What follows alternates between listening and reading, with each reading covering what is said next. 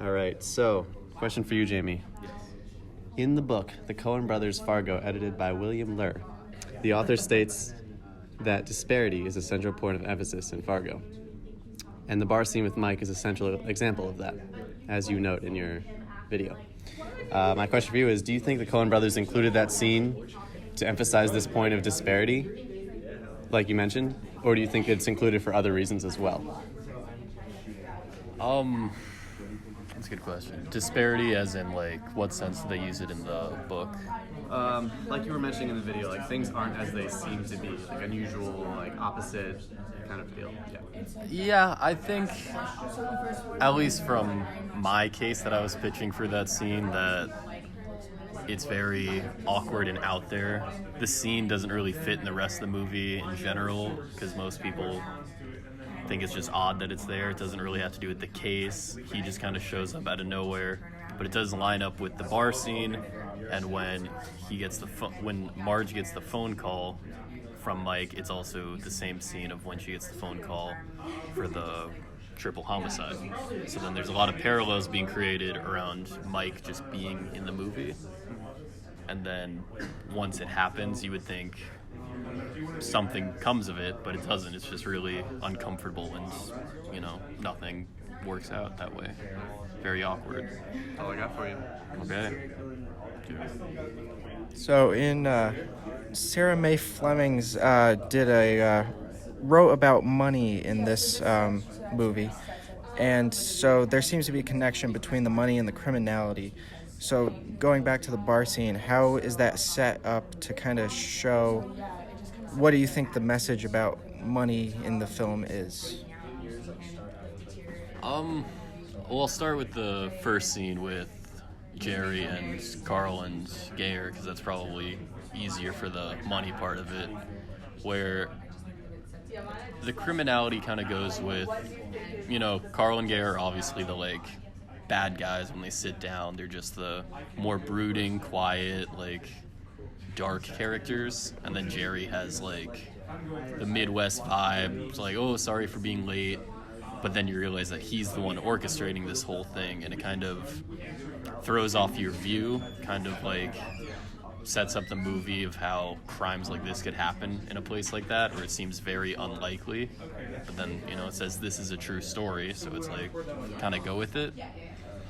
And later on, when Mike meets with Marge, it's a more upscale place, and that kind of goes with the same thing where you're thrown off that should be a higher caliber, it's in the city, nicer place, but instead it's almost a worse interaction than when Jerry meets with Carl and Gayer, because it's just, they don't have anything to talk about, it's more awkward, and yeah.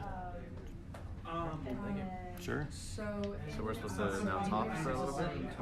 Chat? Yeah, I guess. If anyone has something that they want to add about the scenes or about the movie in general.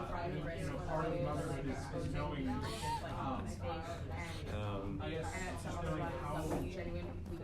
don't know. Do you have anything? I don't know. I think the film style of just cutting back and forth, I could be wrong, considering those are the only two scenes I really looked at. I don't think it's really used in any other scenario, so that kind of stood out to me.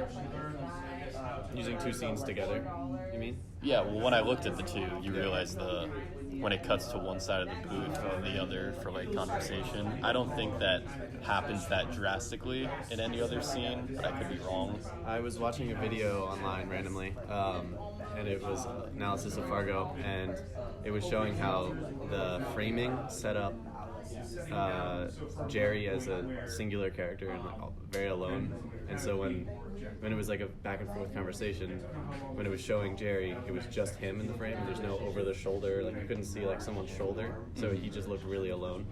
But then when it was facing the other way, talking to the other characters, in the bar, you could see everyone, the whole bar, the whole situation. So they looked like they were together, all as a group.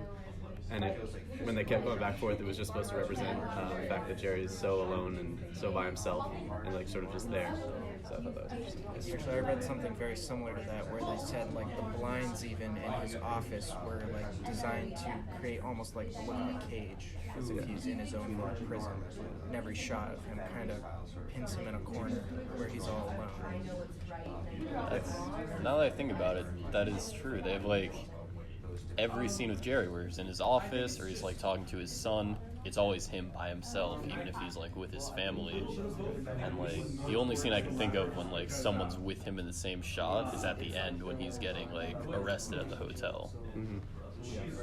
I think they did that on purpose. Yeah, that's cool. But yeah, That's it. yeah.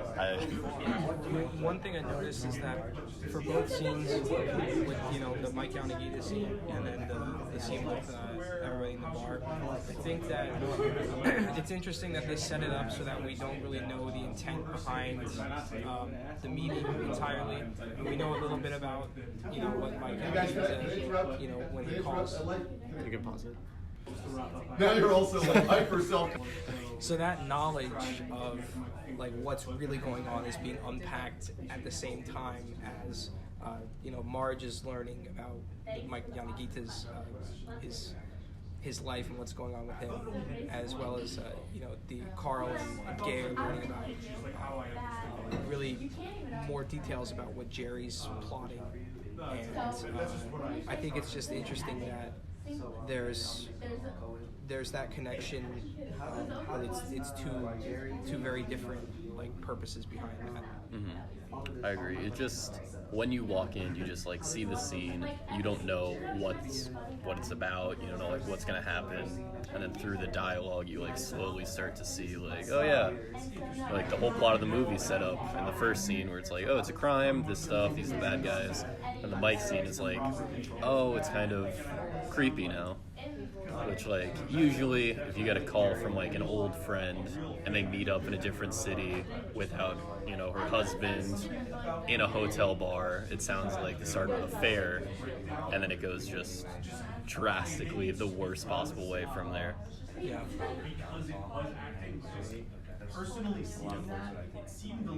I don't have anything else. All right, cool.